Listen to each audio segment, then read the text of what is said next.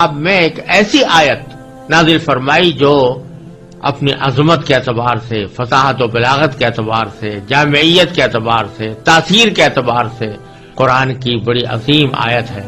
اور اس کو آیت الکرسی کہا جاتا ہے۔ اور اس میں یہ بات بھی صراحت کے ساتھ کہہ دی گئی ہے کہ اللہ تعالیٰ کی بارگاہ میں کسی کی سفارش نہیں چلتی سوائے اس کے کہ اللہ تعالیٰ خود ہی کسی کو اجازت دے دے یا حکم دے کہ تم سفارش کرو، تو بے شک پھر اس کی سفارش اللہ تعالیٰ قبول فرما لیتے ہیں۔ لیکن جو اللہ تعالیٰ کی مرضی کے بغیر خود اپنی خواہش اور اپنی مرضی کے مطابق کوئی آدمی جا کر سفارش کرنے لگے تو اللہ تعالیٰ کے ہاں اس سفارش کا کوئی مقام نہیں، اور نہ اللہ تعالیٰ کے ہاں وہ چل سکتی ہے، نہ ایسا کوئی شخص سفارش کر سکتا ہے اللہ تعالیٰ کے اذن کے بغیر۔ تو اس بیان کے لیے اللہ تبارک و تعالیٰ نے آگے اللہ آیت الکرسی نازل فرمائی ہے، اور بعض احادیث کے اندر آیا ہے کہ یہ قرآن کریم کی عظیم ترین آیت ہے۔ اللہ تبارک و تعالیٰ نے قرآن عظیم سب سے زیادہ عظمت والی آیت یہ نازل فرمائی ہے۔ اور حضرت ابو ہریرہ رضی اللہ تعالیٰ عنہ کی ایک روایت میں رسول کریم صلی اللہ علیہ وسلم کا یہ ارشاد منقول ہے کہ سورہ بقرہ میں ایک آیت ہے جو سیدۃ آیات القرآن ہے، یعنی قرآن کریم کی آیات کی سردار ہے، اور اس میں یہ بھی مذکور ہے کہ جس گھر میں وہ پڑھی جائے شیطان اس سے نکل جاتا ہے۔ اور سنن نسائی کی ایک روایت میں ہے کہ رسول اللہ صلی اللہ علیہ وسلم نے ارشاد فرمایا کہ جو شخص ہر نماز فرض کے بعد آیت الکرسی پڑھا کرے تو اس کو جنت میں داخل ہونے کے لیے موت کے سوا کوئی چیز مانع نہیں ہوگی، یعنی موت کے بعد فوراً وہ جنت کے آثار اور راحت و آرام کا مشاہدہ کرنے لگے۔ تو اس آیت کریمہ میں پہلے اللہ تبارک و تعالیٰ نے فرمایا کہ اللہ لا الہ الا ہو، اللہ وہ ہے جس کے سوا کوئی معبود نہیں۔ یہ ہے توحید کا وہ کلمہ جو عقیدہ توحید کی بنیاد ہے کہ اللہ تعالیٰ کے سوا کوئی معبود نہیں، کوئی عبادت کے لائق نہیں۔ پھر کچھ صفتیں اللہ تعالیٰ نے اپنی ذکر فرمائی ہے۔ تو پہلی صفت ذکر فرمائی کہ الحی، وہ زندہ ہے، اور مراد یہ کہ سدا زندہ ہے، یعنی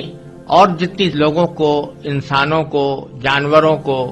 جنات کو، ملائکہ کو، جس کو بھی کوئی زندگی حاصل ہے وہ زندگی ہمیشہ کے لیے نہیں ہے، ایک نہ ایک وقت اس کو موت آنی ہے، اور کوئی مخلوق ایسی نہیں ہے جس کو کسی نہ کسی وقت موت نہ آنی ہو۔ لیکن اللہ تبارک و تعالیٰ کی ذات ایسی ہے جو ازل سے ہمیشہ سے زندہ ہے اور ہمیشہ زندہ رہے گی۔ تو حی کی صفت یعنی زندگی کی صفت سب سے زیادہ واضح اور صحیح معنی میں زندگی کا مظہر وہ اللہ تبارک و تعالیٰ کی ذات اقدس ہے، اور اس کے سوا کوئی بھی حقیقت میں سدا زندہ کہلانے کے لائق نہیں۔ دوسری صفت جو ذکر فرمائی وہ القیوم۔ القیوم کا ترجمہ ہم نے کیا کہ جو کائنات کو سنبھالے ہوئے ہے، اور اصل میں یہ لفظ جو ہے یہ نکلا ہے قیام سے، اور قائم کہتے ہیں کھڑے ہونے والے کو، اور قیوم اور قیام اسی کے مبالغے کا صیغہ ہے، اور ان کے معنی ہے جو خود بھی قائم رہے اور خود قائم رہ کر دوسروں کو قائم رکھے اور دوسروں کو سنبھالے رکھے۔ تو جب اللہ تبارک و تعالیٰ کے لیے لفظ قیوم استعمال کیا جاتا ہے تو یہ اس کے معنی یہ ہے کہ یہ اللہ تعالیٰ کی وہ خاص صفت ہے جس میں کوئی مخلوق شریک نہیں ہو سکتی، کیونکہ جو چیزیں خود اپنے وجود اور بقا میں کسی دوسرے کی محتاج ہوں وہ کسی دوسری چیز کو کیا سنبھال سکتی ہیں۔ لہذا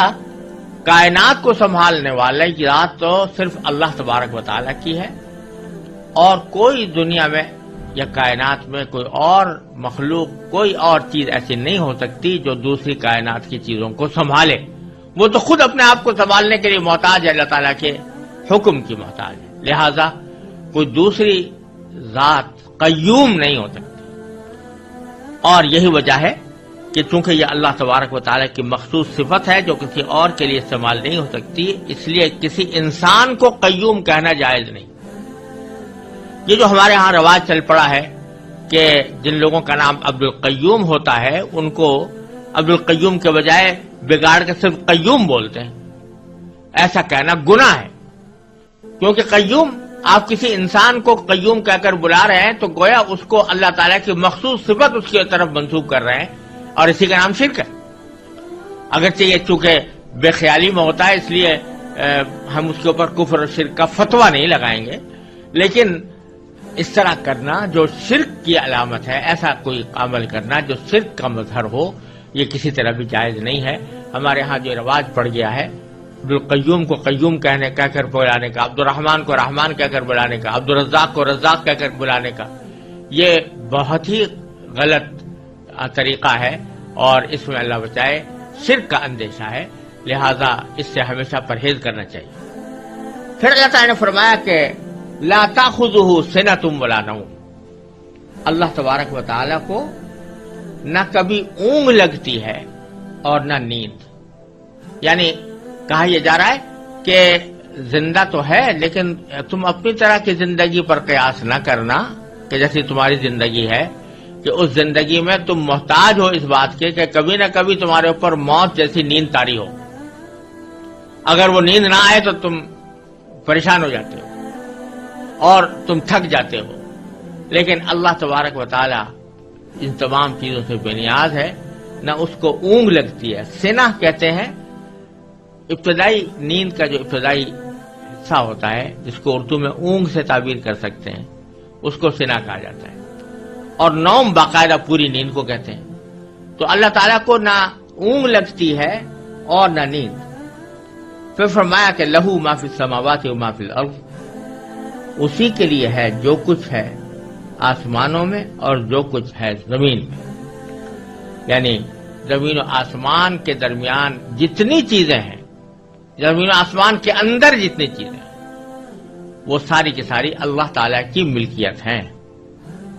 کوئی اور ان کی ملکیت میں اللہ تعالیٰ کا شریک نہیں، وہ خود مختار ہے، اس کے قبضہ قدرت میں سب کچھ ہے۔ جب یہ بات ہے تو اشارہ اس طرف ہے کہ جس شخص کی یا جس ذات کی قدرت میں اور اس کے احاطہ علم میں ساری کائنات ہو اور وہ جو چاہے کرنے پر قادر ہو، ساری کائنات کی چیزیں اس کی ملکیت ہوں، اس کو اپنا کاروبار خدائی چلانے کے لیے کسی شریک کی حاجت کیوں ہو؟ شریک کی حاجت تو اس کو ہوتی ہے کہ جو کسی نہ کسی جگہ حاجت مند ہوتا ہے، تو اپنی حاجت پوری کرنے کے لیے وہ کسی کی مدد چاہتا ہے۔ اللہ تبارک و تعالیٰ کو اس کی کوئی ضرورت نہیں، ساری کائنات اس کی ملکیت ہے۔ پھر فرمایا کہ من ذا الذی یشفع عندہ الا باذنہ، کون ہے جو اس کی اجازت کے بغیر اس کے حضور کسی کی سفارش کر سکے؟ یعنی جو عقیدہ تھا کافروں کا کہ یہ بت اور دیوتا یہ ہماری سفارش کریں گے اللہ تبارک و تعالیٰ کی بارگاہ میں،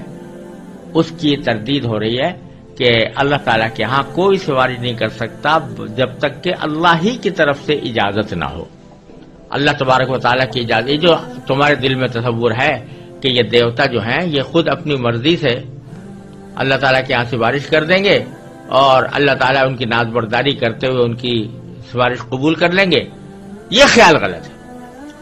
اللہ تعالیٰ کے ہاں کوئی سفارش اللہ تعالیٰ کی اجازت کے بغیر نہیں کر سکتا۔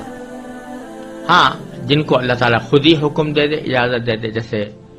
پیغمبروں کو بعض مرتبہ اجازت دی جائے گی اور نبی کریم صلی اللہ علیہ وسلم کو شفاعت کا منصب عطا فرمایا جائے گا۔ تو یہ در حقیقت اللہ تبارک و تعالیٰ ہی کی طرف سے ایک انداز کرم ہے اپنے بندوں کے اوپر، کہ اس انداز کرم کے تحت اللہ تبارک و تعالیٰ نے کسی کو بندوں کی سفارش کی اجازت عطا فرماتی، اس کے تحت وہ سفارش کرتے ہیں۔ ایسا نہیں ہے کہ اللہ تبارک و تعالیٰ کو تو پتہ نہیں تھا کہ یہ شخص آیا قابل معافی ہے یا نہیں ہے، یہ جنت کے لائق ہے یا نہیں ہے، اور پیغمبر کے کہنے سے اللہ تبارک و تعالیٰ نے اس کو جنت میں داخل کر دیا اور اس کی مغفرت کر دی، بلکہ اللہ تعالیٰ کے علم ازلی میں ہے ہر شخص کے بارے میں کہ کون شخص جنتی ہے، کون شخص اللہ تبارک و تعالیٰ کے ہاں مقبول اور مقرب ہے اور کس کی مغفرت کرنی ہے اللہ تعالیٰ خوب جانتے ہیں. لیکن ایک انداز کرم ہے کہ براہ راست وہ مغفرت اور رحمت کا معاملہ کرنے کے بجائے اس کو نبی کریم صلی اللہ علیہ وسلم کی یا کسی اور پیغمبر کی شفاعت پر موقوف کر دیا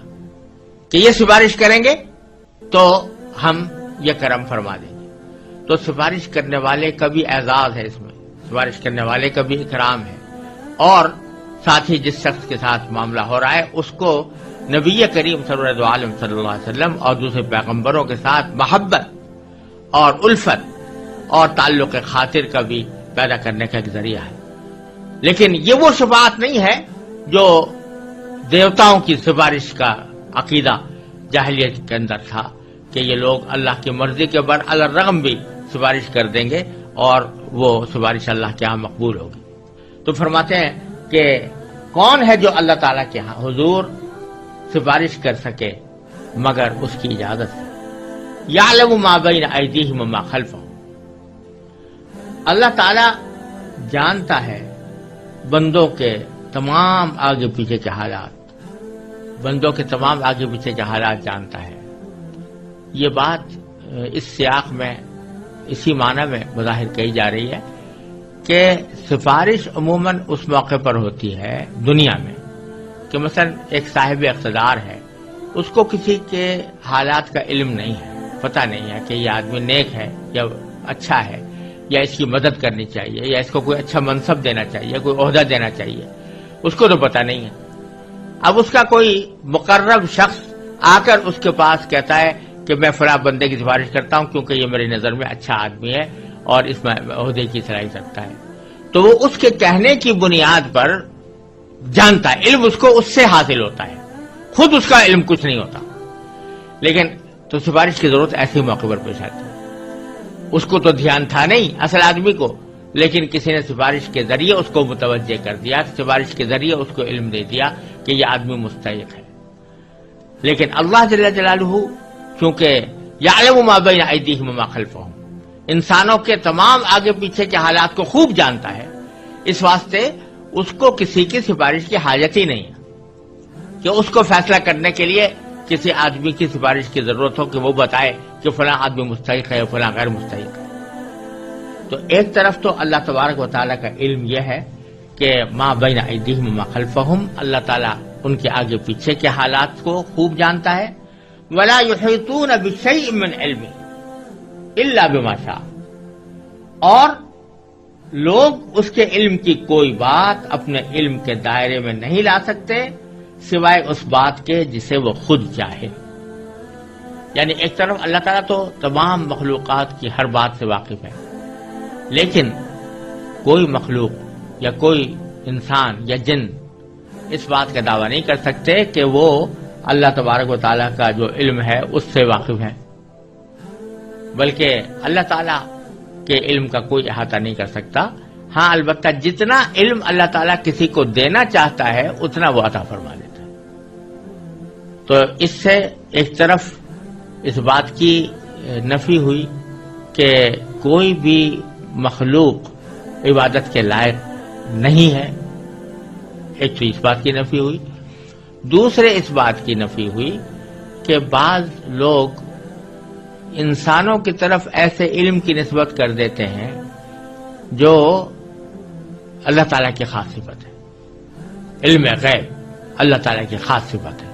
اس کو انسانوں کی طرف منسوب کر دیتے ہیں. تو اللہ تعالیٰ فرماتے ہیں کہ یہ علم غیب کسی کو نہیں ہو سکتا، کوئی مخلوق اللہ تعالیٰ کے علم کا احاطہ نہیں کر سکتی الا بما شاء. ہاں جتنا اللہ تعالیٰ دینا چاہتا ہے وہ دے دیتا ہے. تو اپنے انبیاء کرام کو غیب کی باتوں میں سے جتنی باتیں اللہ تبارک و تعالیٰ دینا چاہتے ہیں وہ اپنے انبیاء کرام کو عطا فرما دیتے ہیں. ذالک من انباء الغیب نوحیہ الیک، فرمایا قرآن کریم میں کہ غیب کی خبریں ہیں جو ہم آپ کو وحی کے ذریعے بتا رہے ہیں. تو اللہ تبارک و تعالیٰ یہ غیب کی خبریں اپنے انبیاء کو عطا فرماتے ہیں جتنی چاہتے ہیں، اور حضور نبی کریم صلی اللہ علیہ وسلم کو ایسی بے شمار خبریں اللہ تعالیٰ نے عطا فرمائی. اور اللہ تعالیٰ نے اپنے فضل و کرم سے اتنا علم چاہا وہ نبی کریم صلی اللہ علیہ وسلم کو عطا فرمایا، لیکن یہ بات واضح ہے کہ وہ اللہ تعالیٰ کے علم کے مقابلے میں کسی بھی مخلوق کا علم کوئی نسبت نہیں رکھتا۔ اور دوسرا یہ کہ اللہ تعالیٰ ہی جس کو چاہتا ہے جتنا چاہتا ہے علم عطا فرماتا ہے، کوئی شخص یا کوئی ذات یا کوئی مخلوق اپنے طور پر کوئی علم حاصل نہیں کر سکتا۔ پھر فرمایا وسع کرسیہ السماوات والارض، اللہ تعالیٰ کی کرسی آسمانوں اور زمین کی وسعت رکھتی ہے، یعنی سارے آسمان اور سارے زمین کو اس نے گھیرا ہوا ہے۔ یہ کرسی کیا چیز ہے، اس کی حقیقت تو اللہ تبارک و تعالی ہی بہتر جانتے ہیں۔ یہاں تو اتنی بات فرمائی ہے کہ سارے آسمان اور زمین کو اس نے گھیرا ہوا ہے، اور چونکہ اللہ تبارک و تعالی اٹھنے بیٹھنے کی جو صفات ہوتی ہیں مخلوق کی، اس سے بے نیاز ہے اور نہ کسی جگہ کے محتاج ہے، نہ کسی بیٹھنے کے آلے کے محتاج ہے، لہذا اس کرسی کے وہ معنی تو